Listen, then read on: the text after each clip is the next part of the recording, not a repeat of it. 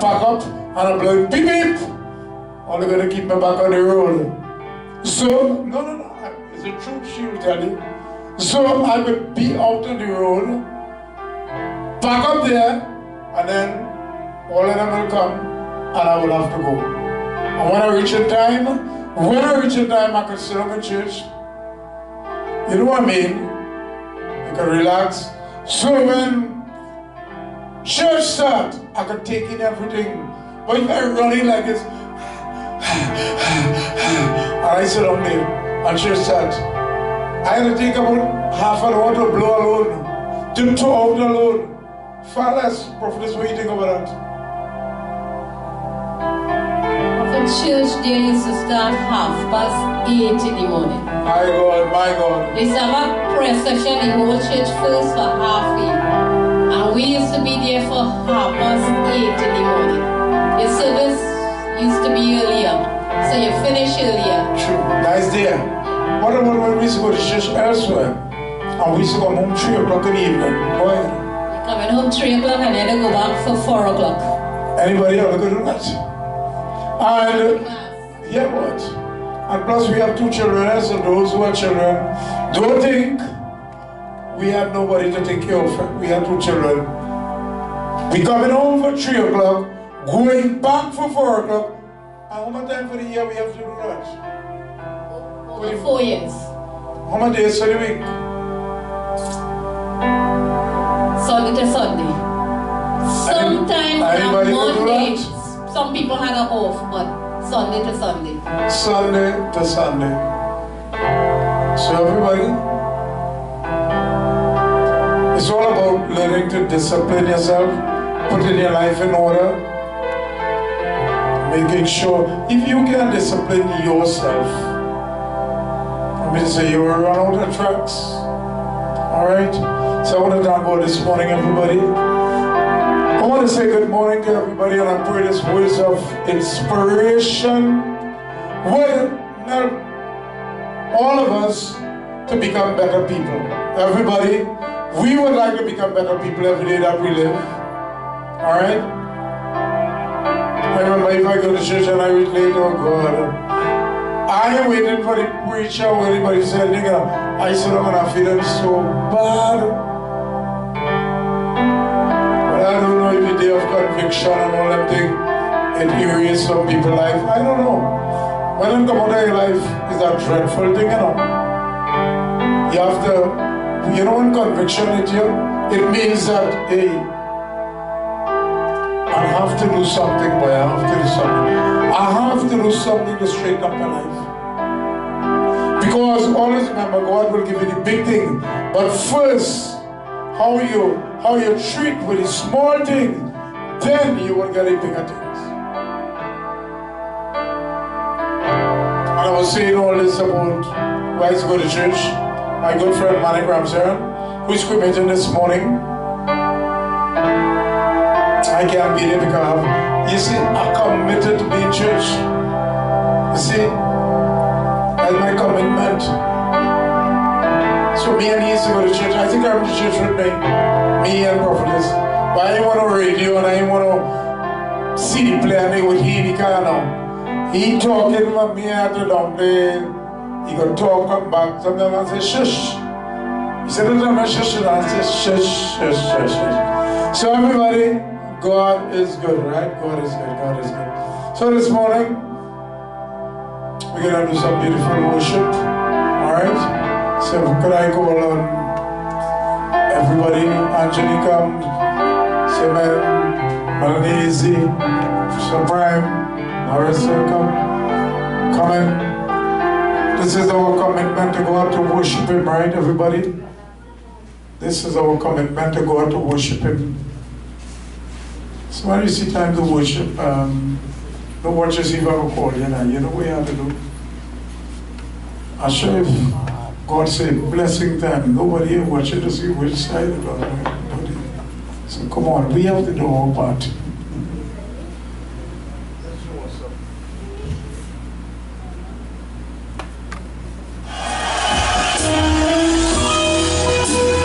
Somebody lift your hands.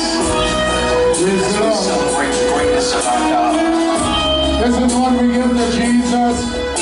All the days of our lives. Praise. He will do what he has to do, but we have to do what we have to do. We have to do our part. Come on now.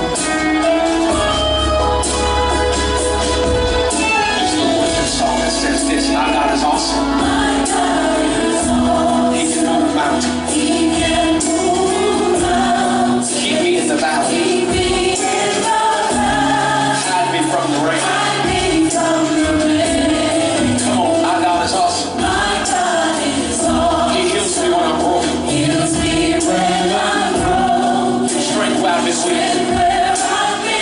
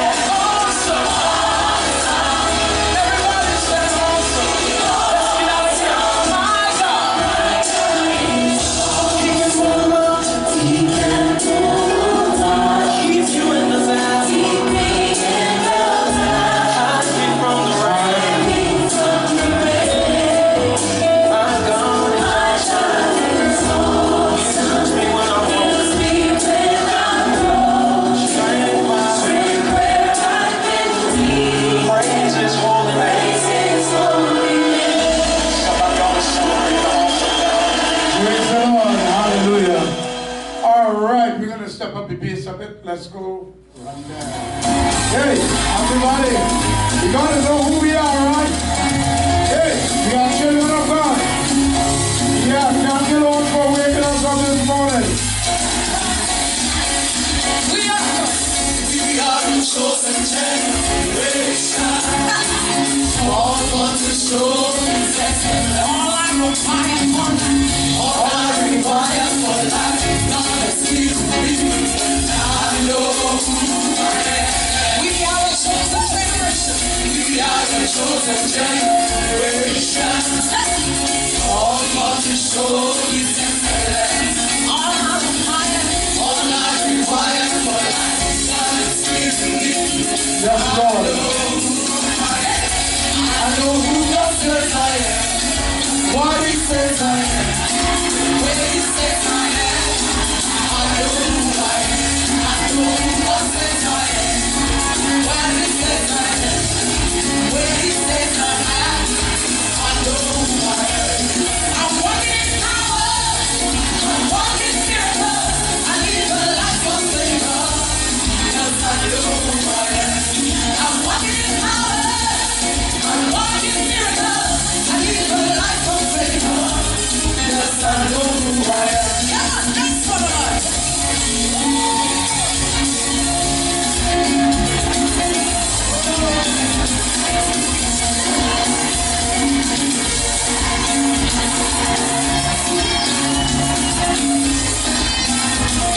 We are a chosen generation. We are a chosen generation. All for the show His excellence.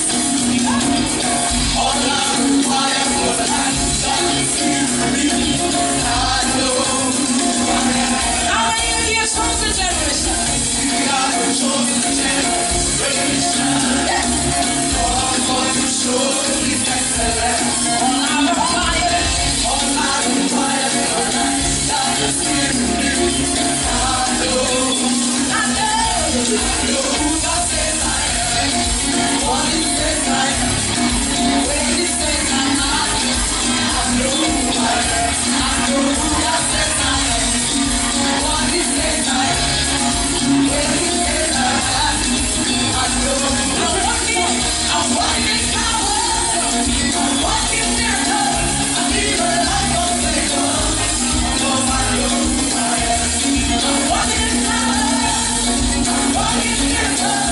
I live a life of favor. Because I know who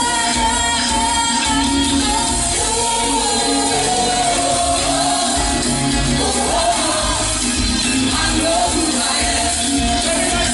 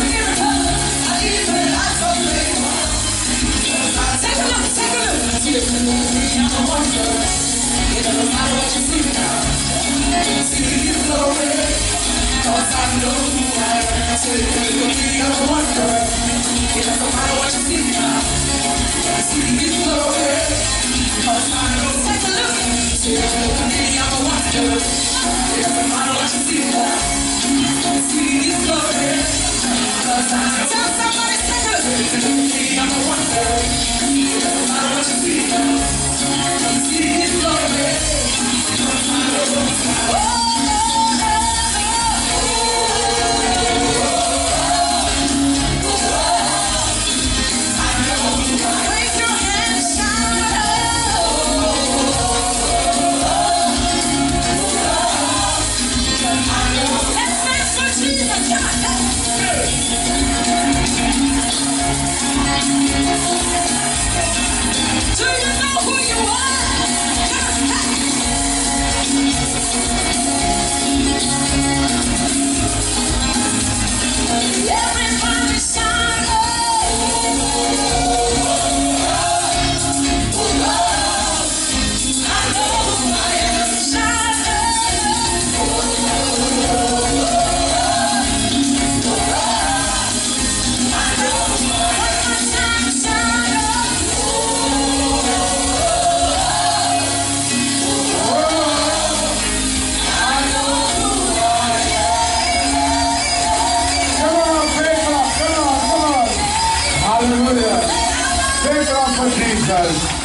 Praise the Lord. Everybody give each other a hug. I'm so great, I'm so great, I'm so great. Every time we worship, we sow seed in heaven, man. Every time we do anything for the honor and glory of God, we sow our seed in heaven. Alright? We bank our blessings in heaven, man. Alright, everybody? Look at that, man. Hugging each other, sharing love. Thank you, Lord. Thank you, Jesus. Thank God so much. Lord, we thank you, Lord, so much for your loves. Somebody make the call when I'm finished. Make sure I hug everybody, Prophetess.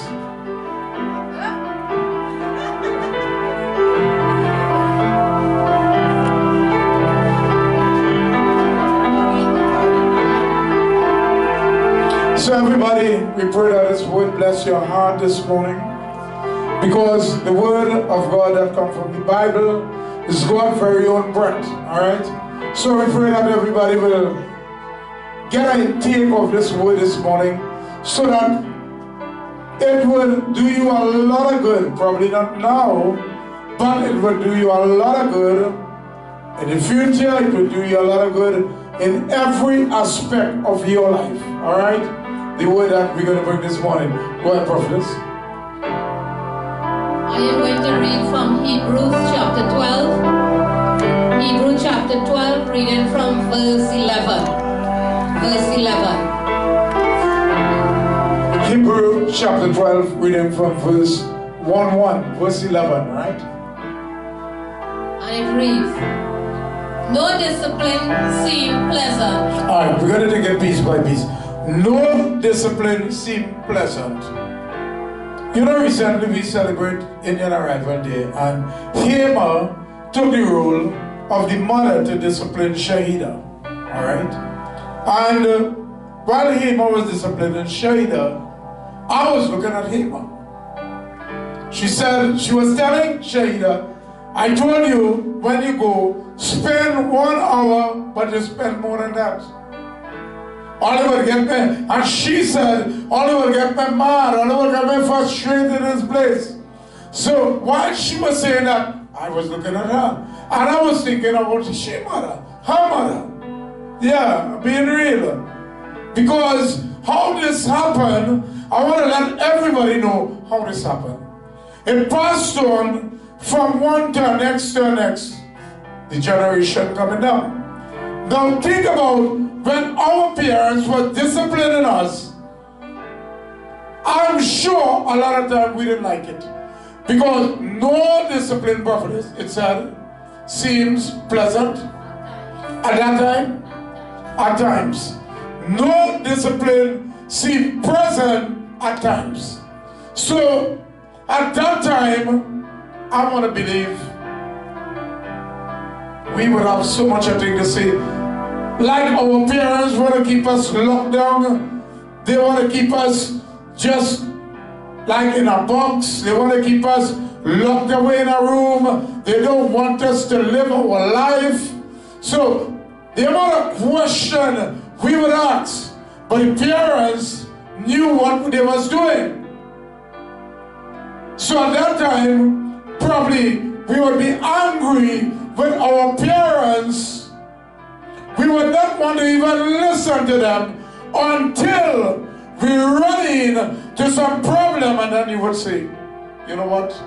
If I only listened to my parents, I would not have been in the position or in the situation that I am in at this time. At that time, it didn't seem pleasant. No discipline, right? What's that word, discipline? No discipline seemed pleasant. Go ahead, Prophetess. No discipline seemed pleasant at times, but painful. But painful. Wow. But painful. Oh Lord, what my parents is trying to do me. But always remember how you treat your parents. One day you will be a parent soon. What goes around, it comes around. Yeah. One day you will have to talk to yours. And when yours start to get on and act up towards you, then you will get vexed, and then you would want to say words, you want to speak words, and you want to beat the life out of that child. But what about you? What about you? Come on. So what you don't like for your children, when you have your children, do not give it to your parents. Do not give it to them, because it's going to be handed down to you. My parents think that's that old lady, I have to remain holy. No, she thinks so. She's telling you, you can have a good time, but it have lines and rules and restrictions. One day, you would marry and you would go. And I'm not saying that you should break the lines, the rules, and the restrictions, because you would have a husband to answer to. You would have a husband, a wife to talk to you as well. So it's not because when you cross 18 years, you become wilder. You could do anything. Because you would think all the time while you was in your parents' house, I was good, I was in order, I was in shape. But when I come 18 years, I get out of shape. I decide I could run my own route. Yeah, I could do my own thing. And when you run into a problem, you will run right back by your parents. Daddy, mommy, you know, this happened and that happened. And your parents would look at you like this. And they would tell you, you see, they would tell you from small, you was always rebellious. You did not want to hear. And I was trying to prevent you from that. But you know, you think that I was a pain in your life. That is why you go out there and you're feeling the real brunt of the pain. And you come right back to me now. But your parents wouldn't deny you.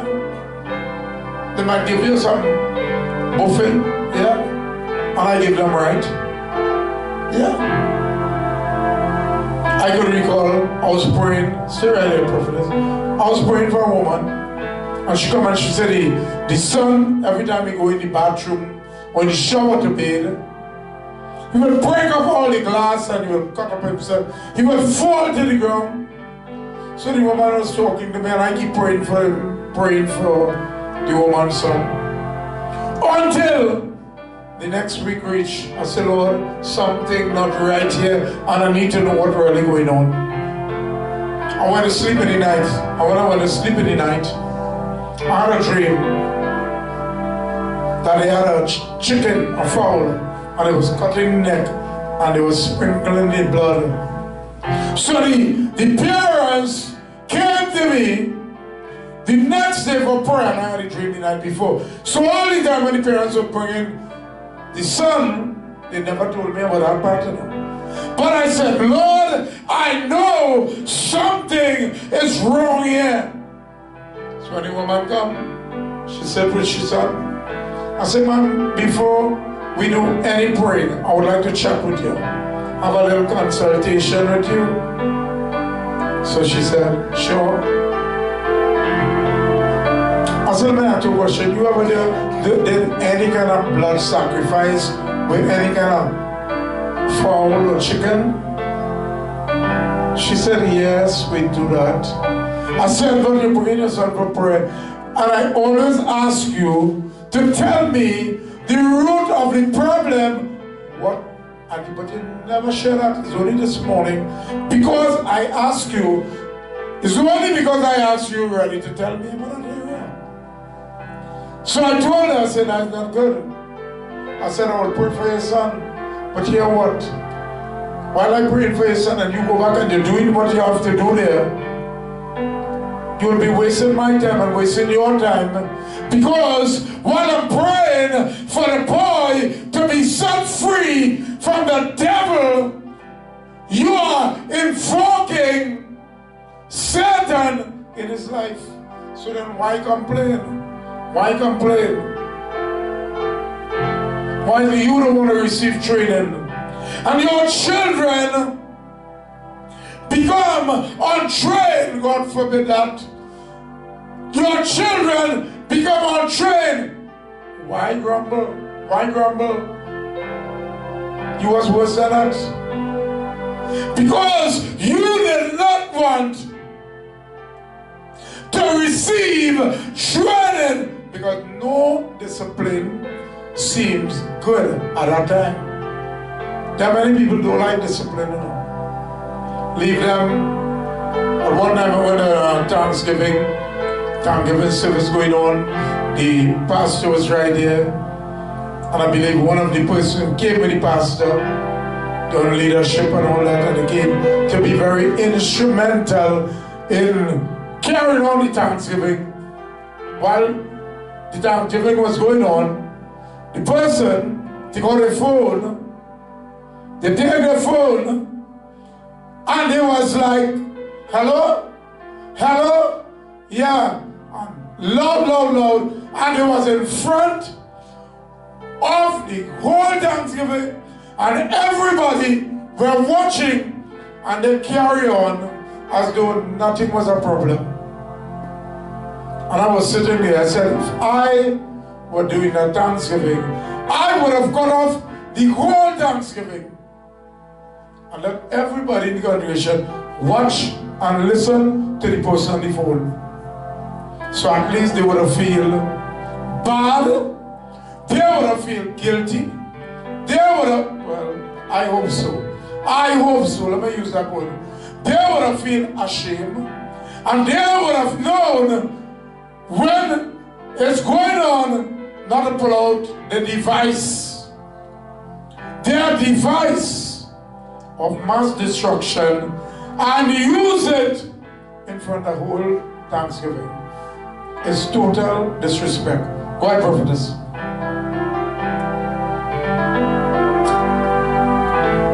Later on, however, it produces a harvest of righteousness and peace. Just now. The word of God said later on, however, from the beginning, no one liked discipline, right? No one. But later on, however, you know, we have a saying, whatever, you know, but later on, however, it produces righteousness and peace. I'm going to ask a question this morning. Could we be serving God and be unrighteous at the same time? No. Unrighteousness is not godliness. Later on, however, it produces righteousness and peace. You see everyone in the little children I pray for? I pray that the Holy Spirit take over their spirit, man. So that when they grow up, they become a man. The bloodline curse that we were all born with, it will be broken, and they will have the spirit of righteousness and peace. Come on. Probably you know somebody's, probably your own children. They do not have peace. They do not have righteousness. Because when they're ready, they have no respect for nobody. Nobody. They have no respect for you as a mother or a father. They have no respect just about nobody. So you ask the question, where is righteousness and peace within your children's life? I want to tell you, it's never too late. Never too late. It's never too late. We were all born in sin. We were shaped in iniquity. But there's always room, people. There is always room for growth to make us better people. Come on. So we would have a next generation. You could take on a next generation of unrighteousness and no peace. And when you don't have no peace, you're miserable. When you have unrighteousness, which means you don't have righteousness. Unrighteousness, which means you don't have righteousness. So everything that you think is wrong, everything you think is wrong, is right for you. Because you have unrighteousness.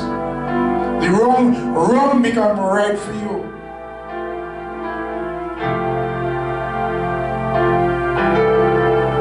Nobody, children, is perfect. None of us is not perfect. But I believe we serve a perfect God. And I want to believe that every parent wants the children to make them proud. Give Jesus a big clap. Come on, come on. Give him a big clap. Come on, come on. Hallelujah. Somebody shout hallelujah. Shout praise the Lord. Praise the Lord. Praise the Lord. Hallelujah. You know one of the reasons why parents want to encourage their children, parents want to encourage their children to come to church so that the children will not go astray. They will not go on drugs. People, come on. When they get bigger, they won't end up at the bar. They won't be prostitute. Come on, come, let's be real. So you want to train up your child in the ways of the Lord. Because a parent's heart, let me tell you something, is to see what they didn't have in life to get it for the children. And anybody know that? But what about if you got everything for your children and your children on drugs? It don't make any sense. I know people, they have all the inheritance to give, but you know what? The children on drugs, and they say, if that boy only get good, he don't want to work for nothing. And look, I have everything. I have the house to give him, I have everything just to give him. They actually tell me like, you know, you can make children, but you can't make them mine. That's their words. So they said, they have everything. You see, the parents want to give them everything that is right. You want to give them only material thing, and nobody say no, that's good. But if you're giving them that, and they are not in the right state to really take a hold of it, what they will do with it? When you give it to them, they will go and sell it for drugs. Come on, be real. If they are a drinker, they will go. They would sell the whole place for alcohol. I have known people who was wealthy, millionaire, billionaire, until they is this pauper. You know why? They see about everything else than to take care of their life. Then to make sure that their life, there's righteousness and uprightness. And sometimes you see others trying to discipline your children, and you will say, I like how they talk to my child. You know what you like? How you just operate? Everything you teach them, that you probably need to help yourself. But someone else tried to teach them. Now I don't like how they talk to my child, but you can talk to yourself. Most has to talk to your child. So I want to say, Lord, thank you for disciplining me every day of my life. I want to say, Lord, thank you, Lord, that I can always be a child. So that, Lord, I will receive discipline. Discipline. When I receive discipline, it will pass on to my generation going down. So there will be discipline. So when they ask, who child you are? And they call the name. They'll say, yeah, your father was a upright man. He was a, you know what I mean? He was an ongoing man. So no discipline seems right at the time. Because when I go to school and I get licks, Sometimes I used to wish that I was bigger, so I could probably, deal with the teachers, yeah. But I was small. So, no discipline seemed right at the time. At that time, I didn't know better. But today, if I see my teachers and them, I could just hug them and say, thank you very much for the discipline. I am a product. I can tell them, I am a product of your discipline. What do you think about that? Everybody? Give Jesus an next clap. Come on, man. Come on, come on. Praise the Lord. Hallelujah. Thank you, Lord. Thank you, Lord. Thank you, Jesus. Thank you, Lord. And anytime, let me tell you something. Anytime you discipline your children, and some, when I say discipline, I ain't telling you must take a piece of wood and kill your child, and I ain't telling you that, Please, get it right. When you discipline your children, and somebody come and say, leave the child now, leave the child now. If you leave the child, it won't affect them, You live with the child in your house, it will affect you. Yeah. But everything have a limit, everything have a line. When you, anytime you discipline a child or you discipline anybody, tell them why you discipline them. Tell them why. If you just discipline them and you don't tell them why you're disciplining them, you just waste the discipline. You discipline them, you say, okay, you know why I discipline you? Because I told you not to go. You get up, you went, you show me as a parent you could go. So I discipline you. And if you go back again, I will discipline you again, everybody. Again. Because it will be much easier for you to discipline your child and see them alive than you do discipline your children. And one day, you hear they find a body some way, and when you go and you watch, it's your child. What do you think about that one?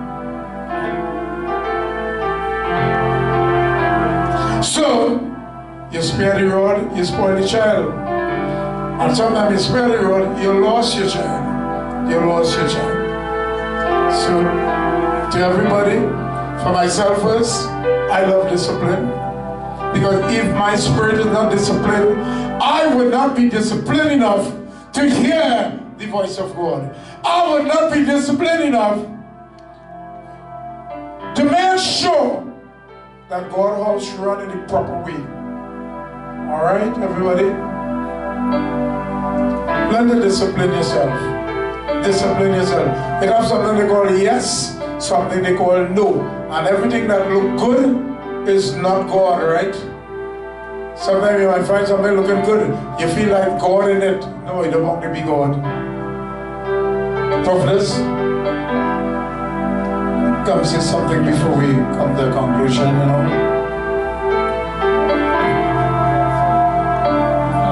want to ask you a question. You like discipline? And you can ask me about the same thing. Well, yes, Prophet, so I could get my spirit in a better place with God. It will get my physical But does it feel good? At times, though, we very upset and mad and we grumble at times with discipline. But then again, really and truly, when you think about it sometimes, when things come to pass, you realize that the discipline did you well. If it wasn't for discipline, I will not be in this place. It come like, for example, like when we was much younger, your parents behind you to study, take up your books, and in the long run, you pass the exam. When you did your final exam, you realize that you get all your subjects. It worth the while. It worth the discipline. Even the spanking, it worth it. Yeah. Because in the end, you come out prosperous and fruitful. The same thing with God, physical and spiritual discipline. In the end, it will be fruitful to us. I did some funerals, right, in my life. And some people the Lord had me to talk to. And they didn't listen, And I have to stand up here doing the funeral and the coffin was riding. And every time I do the funeral, I look along in the box and say, if this person did only listen, it would be out the box and might be laughing and talking them. We didn't listen. We didn't listen. Rebelliousness could cost you your life. Rebelliousness. Discipline is a good thing. And the word of God says, God discipline the one that He loves. If God will love me, I'm going to receive discipline. Alright, so I want to thank God for everybody this morning. I want to thank God for His word, because I know His word will penetrate our spirit. And if more parents had disciplined their children in Trinidad and Tobago, we would have a much better country. Yeah, more parents. I always believe that when they reach a certain age, they could go wild. And sometimes they go wild and they go to their death. And that is not good. That is not good. Sometimes they run in, they go and get AIDS.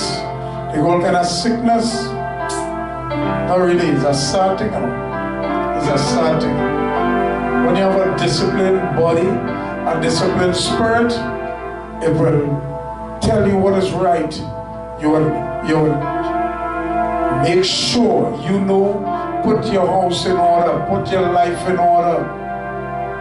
People, you can't try to clean the neighbor yard when your yard itself needs cleaning, right?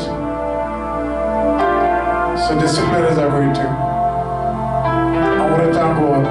You know, Prophetess could tell you, when we have service in the night and when you see after church, I have to reach up, pull my phone, and start to pray for people in different countries.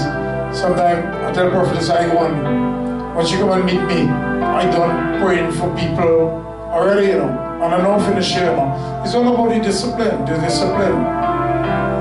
You have to have that discipline.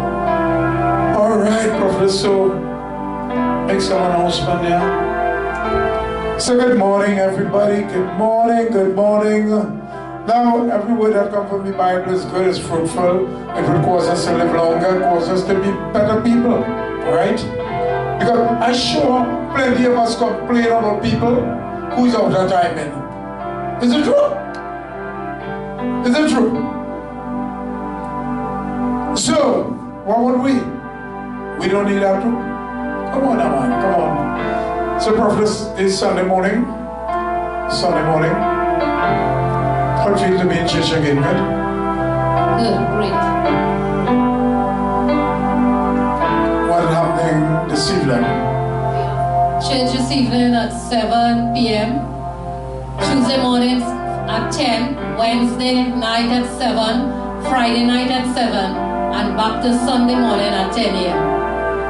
Very good, very good. So everybody, we had a wonderful Indian arrival day. Right. Sister Brand? Alright, so this morning we have communion, everybody. So we had a wonderful Indian arrival day. It was really, really, really awesome. That skit, you could have watched that repeatedly. It better than so much movies you could watch on television. You won't get bored at all. Anybody ever try watching it over and over again? So wonderful. And so talented. Wow. So we want to thank God. We want to thank God for the beautiful Indian Arrival Day. We are planning to have the Indian Arrival Day celebration on Thursday. And I told them, if we have it on Thursday, what will happen Friday? But we had it on Friday. See what happened on Sunday, right? Let's see. Let's see the reason why, right? We were planning to have it Thursday. So I said, if we have it on Thursday, what will happen Friday? So we had it on Friday. You see what happened on Sunday? Everybody? All you have to look at the trend. All you have to know now about this church. All you have to know. So those who's coming, all you know. So sometimes all everybody hear us stand here and we'll be saying something, and all you might not understand fully. But when all you look around and all you know what I'm talking about. Right? And that is what we know. That is something we know. That is something that small talk and flattering talk. When they come, I just watch him and I laugh and I say, you can't cook me, boy. Thank you, Jesus. Take it off. Yeah.